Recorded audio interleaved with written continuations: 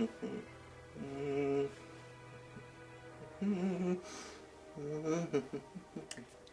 Robert, that's an awful lot of sunscreen.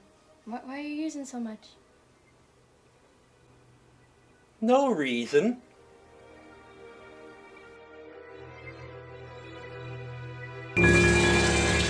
Hello, I am Robert. And I'm Noelle. And today we're talking about Dayshift from 2022. It is directed by J.J. Perry. And fun fact, this is the only film this guy's ever directed. That shows. He's a stuntman. He's got almost 150 stunt-related credits. That also shows. A lot of stunts in this film. Stunt heavy. So who's its star? So, Jamie Foxx. We all know who Jamie Foxx is, you know.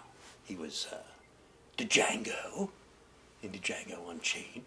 He was Electro in some of the Spider-Man movies. And he plays Bud, a vampire hunter. And also of note is David Franco, plays Seth, who eventually, he's not in the beginning of the movie, but it sort of becomes a buddy flick, right? With and his name is Bud. I didn't even think of that. Yeah, Bud and Seth. And so David Franco's main claim to fame is that he is the younger brother of James Franco, but what he's really got going for him is he's married to Alison Brie, who I'm pretty sure loves me, but whatever. Bud needs to make money. He's got some crap going on in his life. He's got an ex-wife. He's got a preteen, maybe teenage daughter. They need some money. Otherwise, the wife's threatening to move with the kid someplace far away. Mm-hmm. So he's got to make some money so they don't have to move, and he can spend quality time with his daughter. Even though he obviously wants to get back together with the ex-wife too. And how does he do that? He hunts vampires. To me, by the way, we should say that although there's some blood and maybe a little bit of gore, that this movie is a comedy primarily. 100%. Yeah. It's a comedy with some horror, set in a horror universe, if you will. The thing that appealed to me the most about this film was the whole vampire killers union. Yes, it was hilarious. So there's a union that you have to join if you want to get the premier vampire killing work. And we have a supporting character who's in the union, played by. Are we talking Snoop Dogg? Snoop Dogg. Snoop Dogg Plays Big John, who everybody respects. He's like the big guy at the union. He's the number one vampire killer in the union.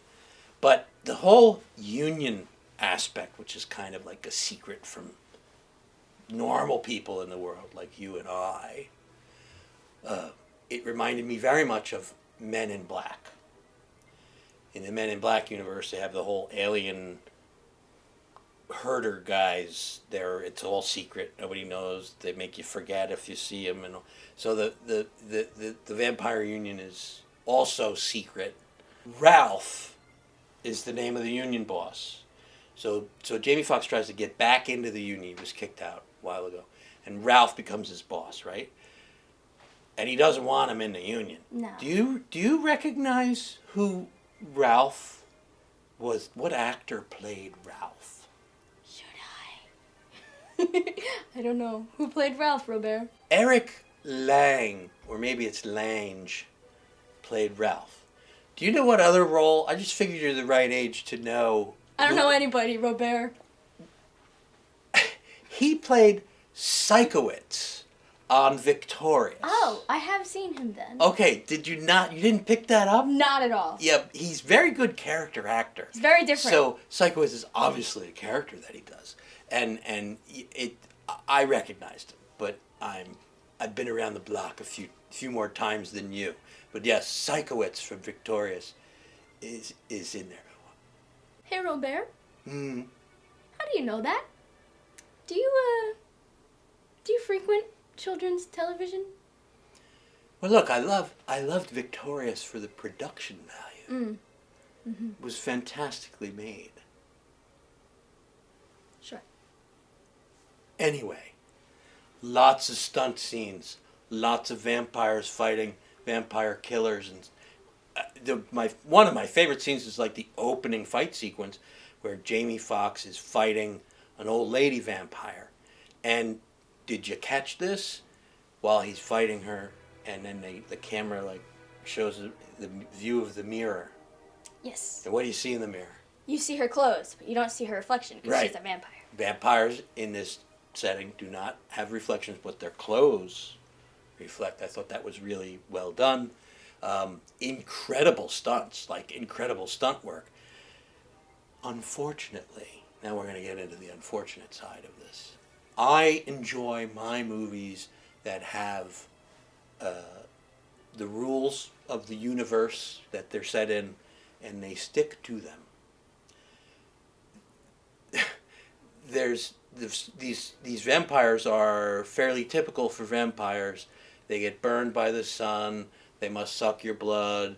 If you get bit by a vampire, they were a little unclear about the whole turning into a vampire thing. Mm-hmm. Like if I'm a vampire and I drain you of blood and you die, do you come back as a vampire, or do I have to, make you drink some of my blood?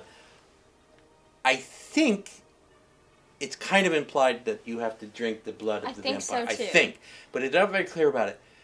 And they have 5 different kinds of vampires. There's an uber vampire and a juvenile vampire and a northern and a southern Spider. and the spiders. I think the spiders were the ones that I think the first one must have been a spider because she was contorting and doing all kinds of freaky, incredible moves, but they don't really detail it, spell it out for you. They also say at one point that these types of vampires wouldn't necessarily mix, and it's kind of a point they bring up, and it's like, what's happening? But then that never really goes anywhere.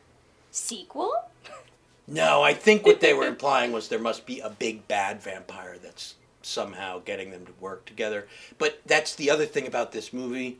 I watched it, and then a couple days later, I couldn't remember like who the main villain was or what the. It's sort of forgettable, but the vampire's powers are inconsistent, and the vampire killers, they're just humans. They may be very well trained humans, but it's not like they're super soldiers or they're augmented with technology or anything like that. How can a vampire basically like throw a person through a wall and then in the next scene like take a shot to the jaw and crumple to the ground from a mere human?